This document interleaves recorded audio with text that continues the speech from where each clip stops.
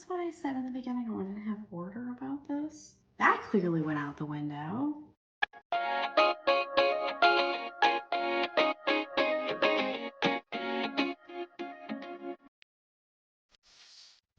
Hey guys, it's Katie here, and last we chatted on one of these diaries, I had confessed to you about the extra stitch that was found somewhere in the body, I thought, of my infatuation shawl.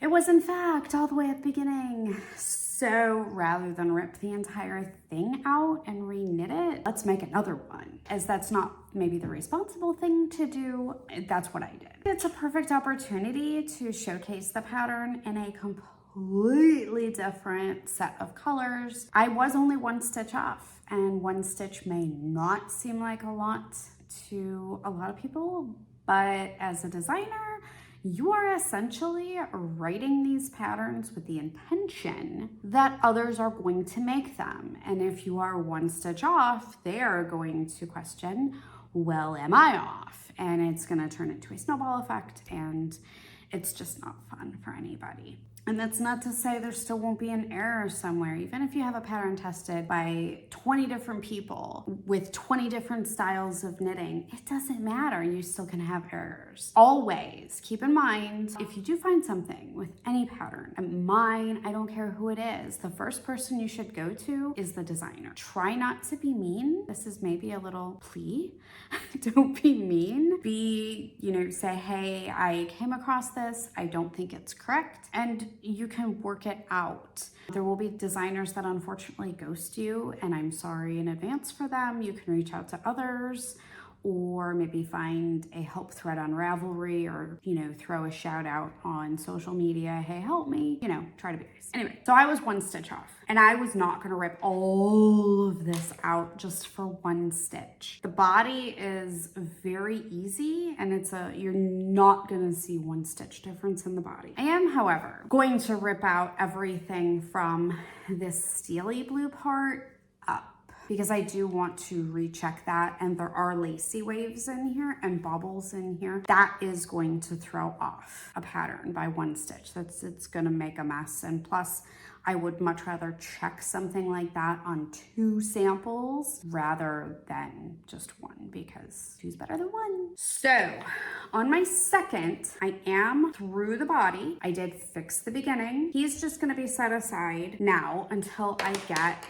this guy ripped back. It really is twofold, making 2 samples, because now I'm up to this patterned part. If there was anything I wanted to change in this patterned part, I can do that very easily. I don't want to change anything. I actually like how it's coming out, but this isn't the end of the world for me to rip this out. I haven't knit baubles in a while, and some of these are not as defined as I would like. And I was already planning on going on the reverse side, maybe sewing them up a little bit, sort of fudging them to make them look okay. So I'm kind of actually happy that I'm ripping. Yeah, who doesn't love to see people rip out things? So I'm gonna be bold and brazen, and I am going to take this off the needles completely, because there's no way that I'm going to rip out stitch for stitch, which is how I prefer to rip my work. I literally go stitch by stitch.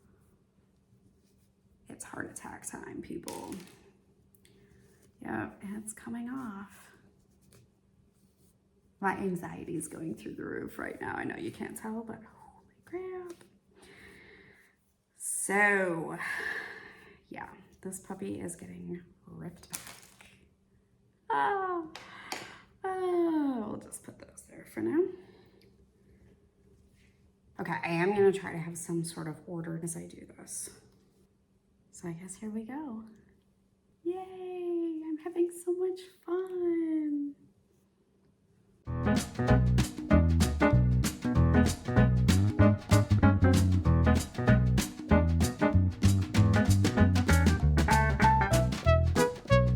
Oh, look at me go. Oh, this kind of makes me sad.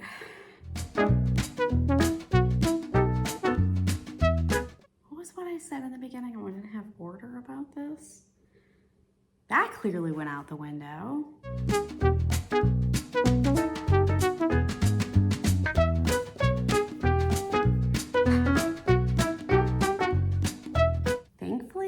not cut my ends between all of these little green waves because it's making things a lot easier keeping it in one instead of, you know, 3 groups of yarn. I will just have one.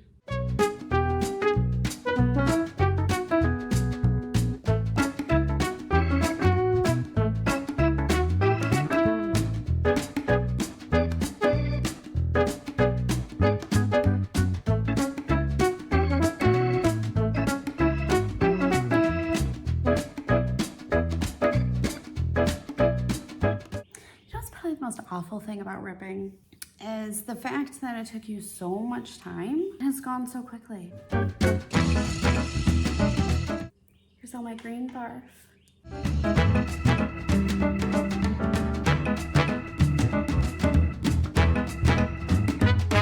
I guess there's a plus side. At least I'm not ripping the entire thing out.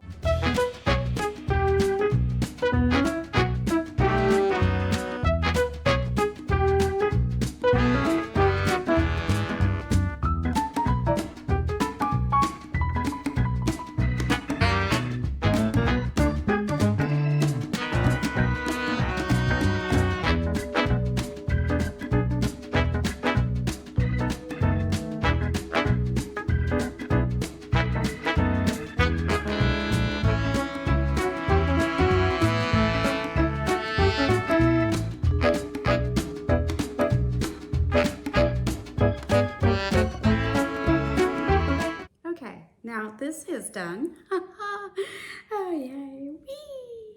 Who doesn't love to play with yarn barf? Not me. Okay, so I have to wind this back up and create some sort of order before I can proceed. But I will be picking up the correct number of stitches. Of course, I have one extra, so I'm gonna have to decrease one, which that's easy to do. And get rid of that. But then I have to go in and rework that bobble row, which, as you saw when I was ripping, a couple of them gave me a hard time, and I've never ripped bobbles out before. So that was fun. I don't recommend, but as long as you don't splice your yarn too much, as long as you're pretty careful, I think it should relatively go okay. This is the exact opposite of making progress. But I guess I am making progress because I'm making correct progress instead of negative progress. So I guess this really isn't negativity. This isn't exactly working backwards. Yeah. Woohoo! It is so pretty, all crimped up like that though.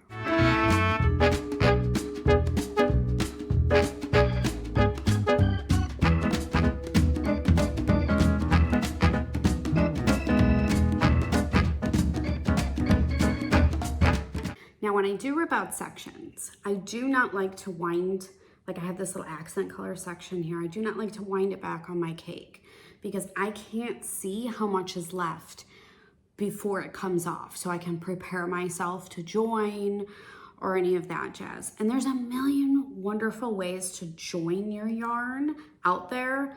I just prefer to have 2 ends and weave them in for better management. So this little accent color chunk will be wound all to itself so I can keep track of when I'm going to need to change to my cake and what's left.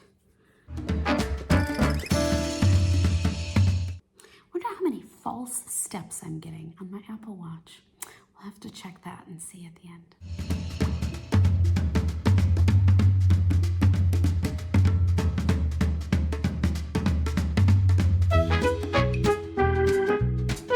Of course, my yarn barf was on the floor and I have shelties, so now I am sitting here picking off the dog hair that is now getting wrapped around as I rewind this. Yay!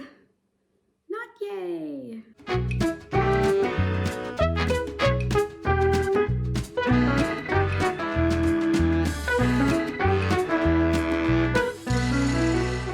I feel like this This is taking a lot longer than it should. If only I would have done the math prior. And some designers out there, they completely write their patterns out prior to even knitting them, which in this case would have been very helpful because I would have had counts for my rows, and this never would have happened. But then I wouldn't have a second sample, so, and I kind of really like how that sample is coming, so yes, there's a plus side to everything. Now I could have wound this as I was ripping, which is kind of what I normally do, and I don't know why I didn't do that. That would have prevented these little bits and tangles at the end. Yeah, Katie pro tip. As you're ripping, wind it up.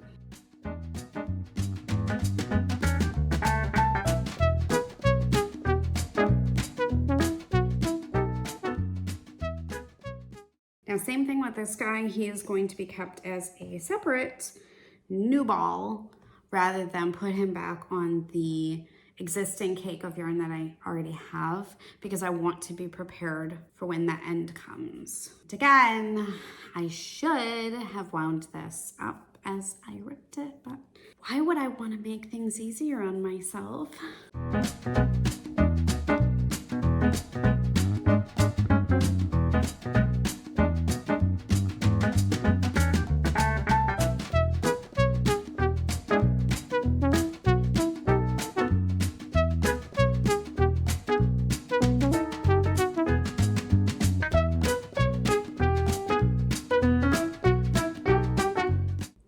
Like that, it's all wound back up. So I also have to give a shout out to my absolute favorite yarn base of all time. It is Miss Bab's Yummy 2-ply. It is a bouncy superwash fingering minus the dog hair. Rips out beautifully. So now I did get a little overzealous ripping. So I ripped part of the row prior. I need to pick up 195 stitches, which it should be 194, but I will get rid of that extra stitch in the first row.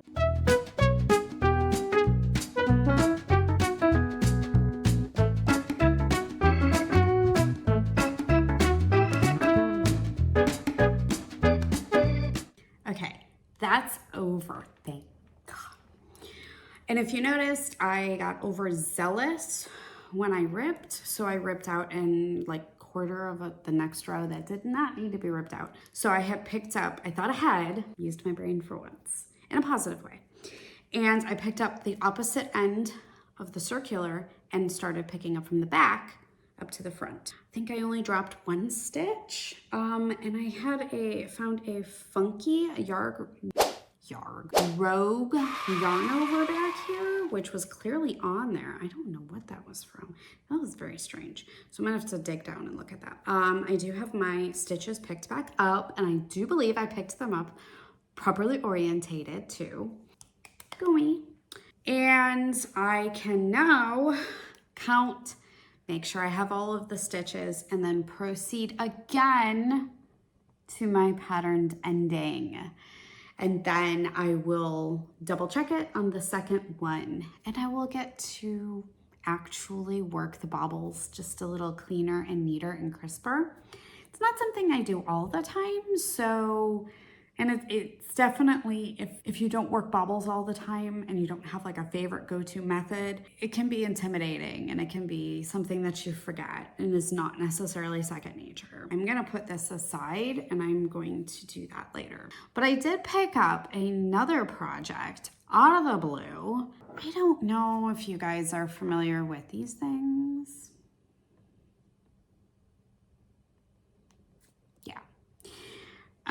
The girls have been going absolutely crazy over them, and apparently they are like next to near impossible to get. In case you're wondering what the heck I'm holding, if you are not familiar, this is a Labubu, and yeah, I was able to snag two off of some lovely person off Facebook. A Facebook group that, yeah, I have no idea. Elizabeth wanted the sitting one and Sophia wanted the standing one. And so apparently I'm making sweaters for them. Yeah, so that's the project that I picked up. I had the girls go through my remnant bin. Sophia even drew up what she wants hers to look like. So now designer mama gets to replicate this. It is soft. It's still creepy, but it is soft, I guess. I was instructed to treat it with kindness and place it gently. So now I'm apparently making sweaters for these creepy tiny little dolls, which is fine. I mean, I can do that. And maybe I'll get a wild hair at my butt and write the pattern up and give it to all you lovely people. I know they have a cult following, like legit cult following. So yeah, okay. All right, I am going to try to go recapture my sanity after ripping all that and picking all that up and dealing with all the yarn barf, and get back on track with it. So next time we chat, I should be, fingers crossed and knock on wood, finished with my infatuation shawl and moving on to new business. And maybe I will have little sweaters made as well. Happy knitting, everybody.